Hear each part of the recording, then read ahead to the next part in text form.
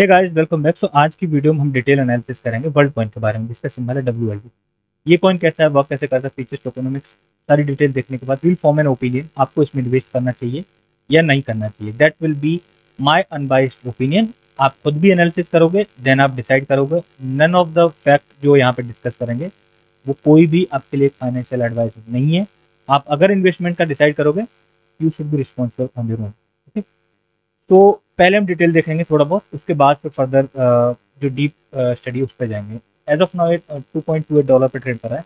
Surprisingly इतना ज़्यादा मतलब सरप्राइजिंगली इसलिए बोल रहा हूँ because there is a huge difference between the market cap and fully diluted market cap. और यहीं पर पहला रेड फ्लैग जनरेट होता है बिकॉज मार्केट कैप है $256.8 million and fully diluted market cap है $22.8 billion.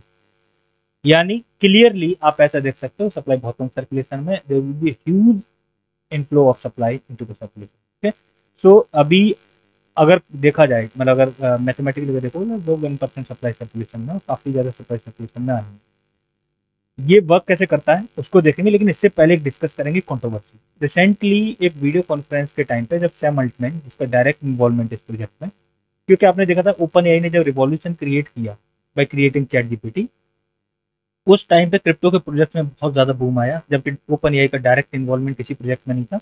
But still we have witness a major hype in AI based project.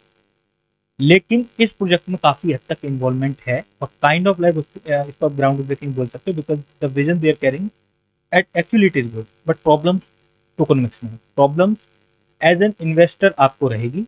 Tech wise अगर देखोगे तो इतना ज्यादा प्रॉब्लम नहीं है। ठीक है, तो ये वर्क करता है basically proof of person node पे। और लाइट नोड पे ये भी बता दूं, मेजरली सारे एक्सचेंज पे अवेलेबल है। Binance is the preferred option जहां से आप इसको इजीली बाय कर सकते हैं। तो अभी हाल फिलहाल में इनकी ऐप है वर्ल्ड ऐप, और वहां पे आप जाओगे तो मेजरली अभी इनका यूज केस है क्रिएटिंग वर्ल्ड आईडी।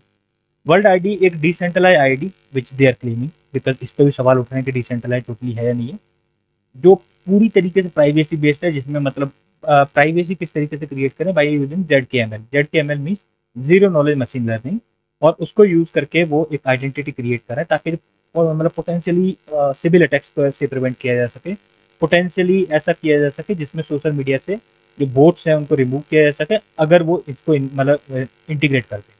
तो काइंड ऑफ आप ऐसा समझ लो, एक डिसेंट्रलाइज प्राइवेसी बेस्ड ऐसा सॉल्यूशन जिसमें आपको ये प्रूव करता है that you are not a robot, और जो हम अभी जनरली एक कैप्चा सॉल्व करके करते हैं उसी तरीके का solution. If you have that world ID, अगर वो इंटीग्रेटेड है किसी प्लेटफॉर्म में, you log in to it, it will verify, यानी वो आपको एक प्रूफ की तरह है कि आप एक रियल ह्यूमन बीइंग हो without even sharing your data. ठीक है, या आप इसको और भी स्पेसिफाइड, यानी बहुत ही आसान शब्दों में अगर समझोगे, एक प्राइवेसी बेस्ड ऐसा से मतलब पासपोर्ट जो डिजिटल है, आप इस तरह से भी इसको डिफाइन कर सकते हो, वो ये क्रिएट कर रहे हैं। ठीक है, इसके लिए ये ऑर्ब जो आप देख रहे हो स्क्रीन पे, ये एक ऑर्ब है। इस तरह के ऑर्ब इन्होंने वर्ल्ड वाइड इंस्टॉल किए हैं। आई हैव सीन इट, मतलब मैंने अपने सामने ऑर्ब से स्कैन करके आईडी बनाते हुए पर्सन को देखा है when I was in Bangalore earlier, and I was not having time, otherwise मैंने भी रजिस्टर किया होता, बट नो रिग्रेट। उसके बाद जो डिसेंट्रलाइज वाली जो कंट्रोवर्सी, उसको भी थोड़ा सा जब टोकनोमिक्स वाले सेक्शन में जाएंगे आगे तब हम डिस्कस करेंगे। ठीक है, इसको काफी ज्यादा क्रिटिसिज्म मिला इनिशियली जब इन्होंने टोकनमिक्स नहीं रिलीज करी थी, बट अभी हाल फिलहाल में रिलीज कर दी। इनका विजन है कि इनको 1 बिलियन पर्सन को ऑनबोर्ड करना है वर्ल्ड आईडी में। As of now they are claiming कि उन्होंने 2 मिलियन का मार्क अचीव कर लिया। ठीक है, तो अब थोड़ा सा डीप जाते हैं इसमें फर्दर। अगर आप और ऑपरेटर बनना चाहते हो, you can earn lot of income by doing this. तो आपको करना क्या है, बेसिकली अप्लाई करना है यहाँ पे। इसके नीचे एक फॉर्म दिया है, तो यहाँ पर आप एप्लीकेशन के लिए अप्लाई करोगे, first name, last name, email address and so on. The process is simple.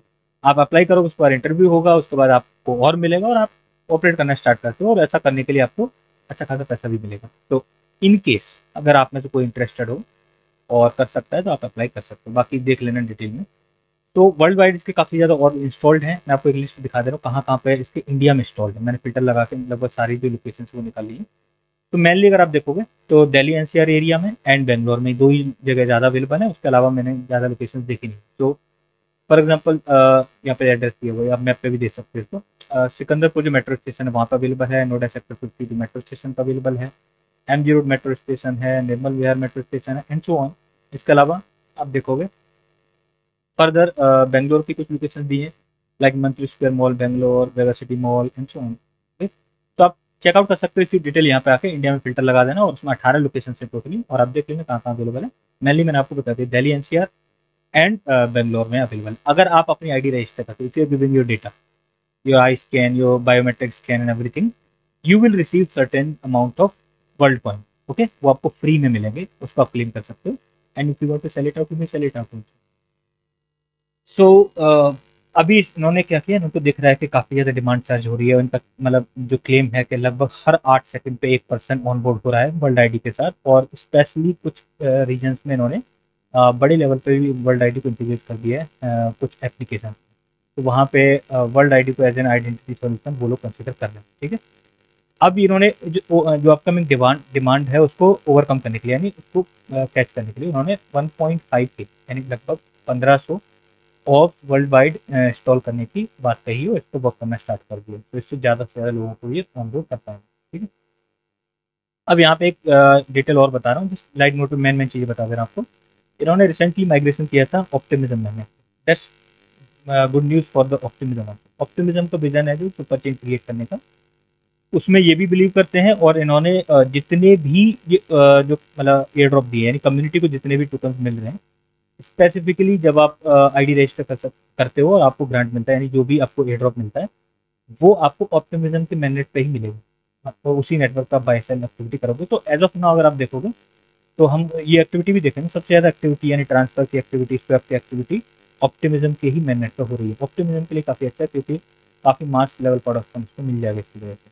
ठीक है, उसके बाद यहाँ पे इन्होंने रिसेंटली, मैंने आपको ऑलरेडी बता दिया कि उन्होंने बोला है कि ये just recently they have surpassed that 2 million world ID figure. यहाँ इतने साइन अप ऑलरेडी हो चुके हैं and still the demand increasing. इसके रिगार्डिंग उन्होंने ट्वीट भी किया था।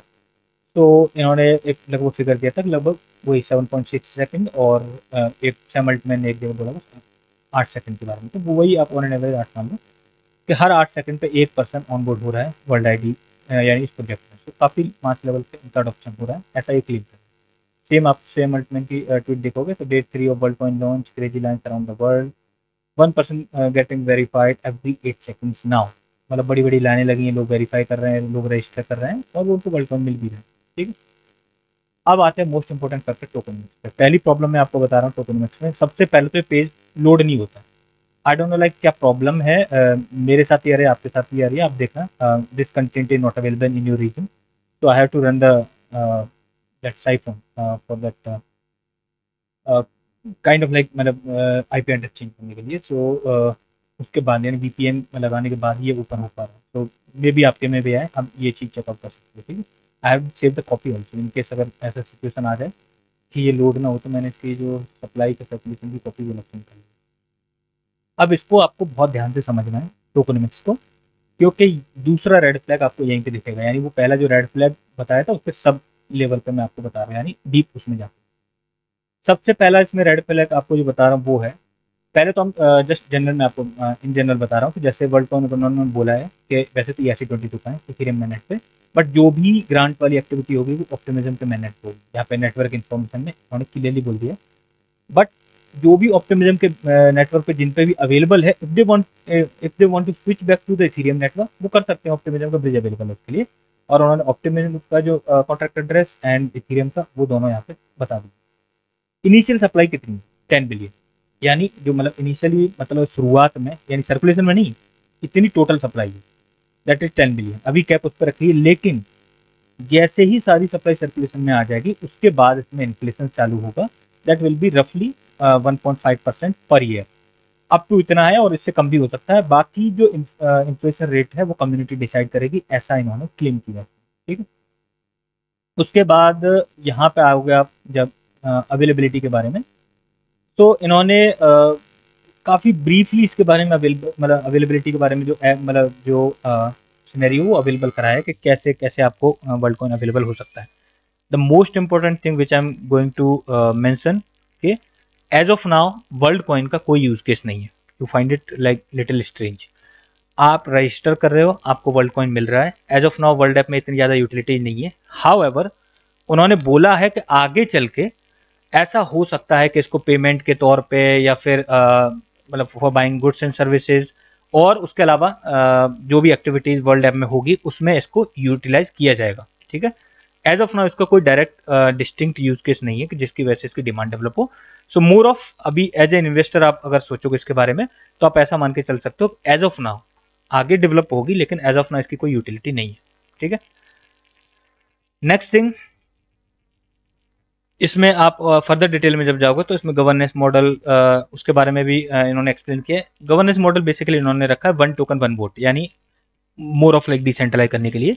लेकिन ये भी मेंशन किया है कि इनिशियली जितना ज़्यादा जो गवर्निंग सिचुएशन होंगे, उनका जो डिसीजन मेकिंग होगी वो टीएफएल के पास होगी, tools for life, which is the protocol जिसने इनिशियली ये और डेवलप किया है। ठीक है ना, उसमें जो काफ़ी ज़्यादा इनको हेल्प आउट किया है। इवन उसके लिए सर्टेन कैटेगरी में जो कॉइन्स है वो भी स्टोर कर रखे गए हैं।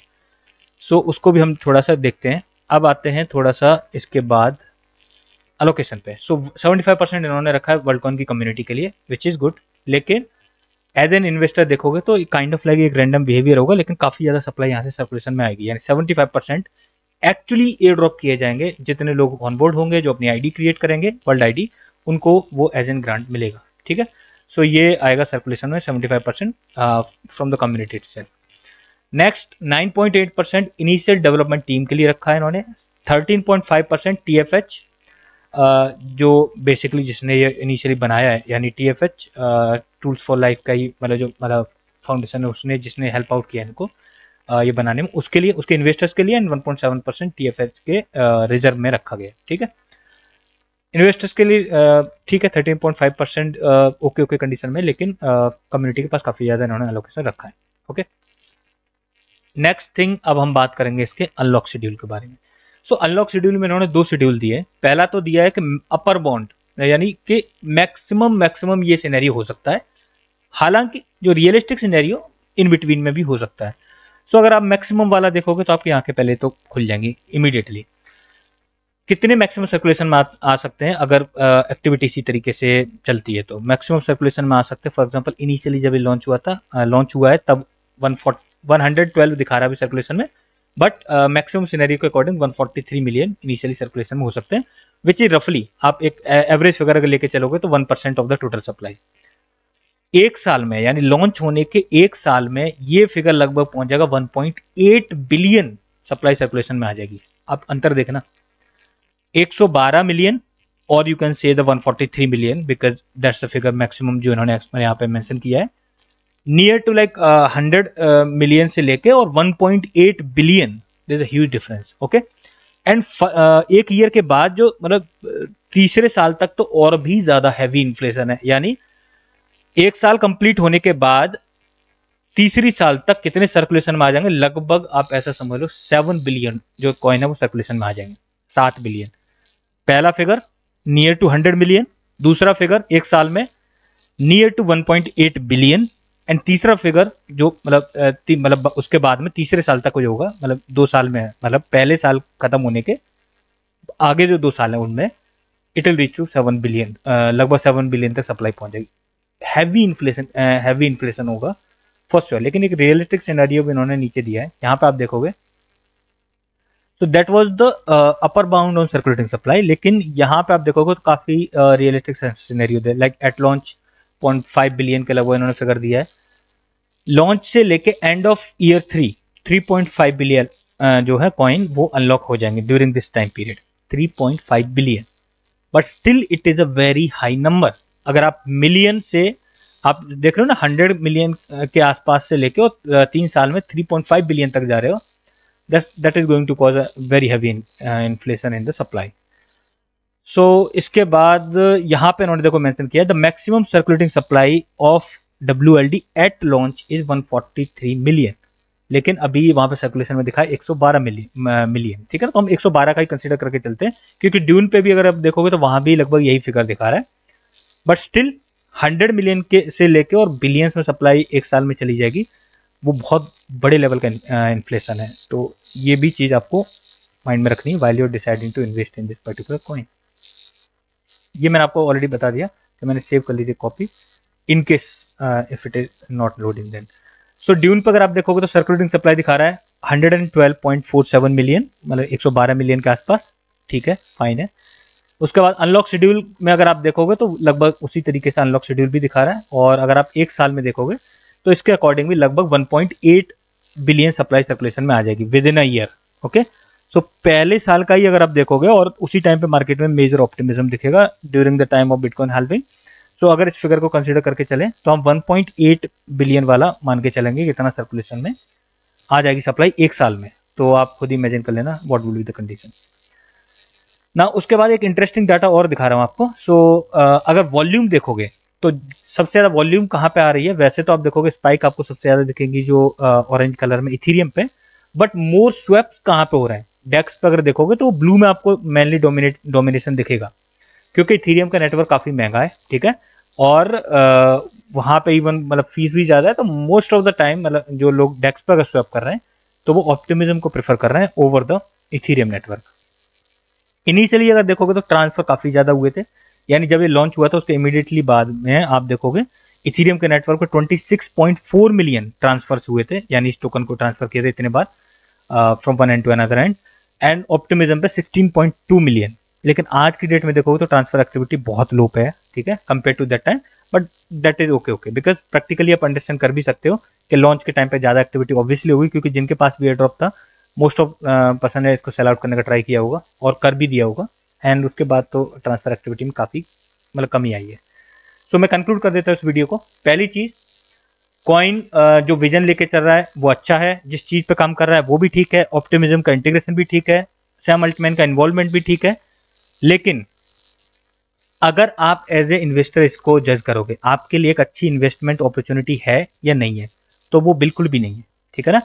ये कॉइन अगर इसकी टोकोनॉमिक्स चेंज नहीं हुई, यही टोकोनॉमिक्स रही, तो ये अगला मनी डिस्ट्रॉय साबित होगा, जहां पे लोग इन्वेस्ट करेंगे और उनको रिटर्न नहीं मिलेंगे इससे, ठीक है। यानी अगला जेसमी कॉइन आप मान लो, जिसने पूरी तरीके से पैसा डुबाया लोगों का, और अभी तो बाइनेंस डीलिस्टिंग का खतरा भी उसको मंडरा रहा है।